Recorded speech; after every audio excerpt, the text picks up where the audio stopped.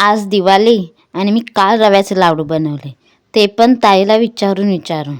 म्हणजे मला काय एवढा फराळ येत नाही, पण म्हटलं चला रव्याचे लाडू ते ट्राय करूया.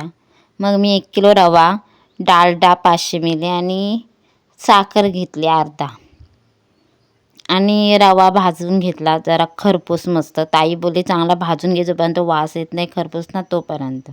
मी भाजला आणि मग गॅस बंद केली आणि त्याच्यामध्ये पिठी साखर मिक्स केली. पिठी साखर जेव्हा मी रव्यामध्ये टाकले तेव्हा ना त्याच्यामध्ये असे गोले झाले होते आणि अगोदर पण जरा गोले झाले होते. मग मी ते हाताने फोडले, पण नशीब ते हाताने फुटले आतमध्ये आणि मला वाटलं की तसेच ते गोले राहते, पण नाही ते रव्यामध्ये मिक्स झाले. आणि मग जे तूप होतं ना ते गरम करायला ठेवलं वाटीभर.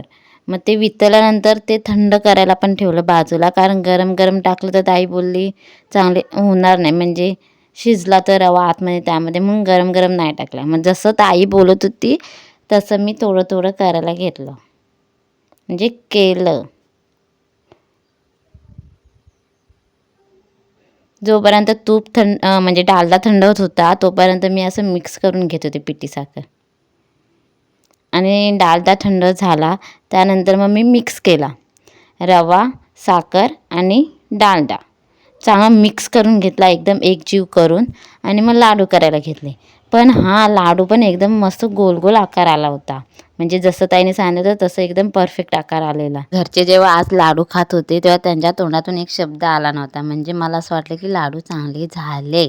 आणि ज्यांना माझ्यासारखा फराळ येत नाही फक्त खायला आवडतो त्यांना दिवाळीच्या खूप शुभेच्छा.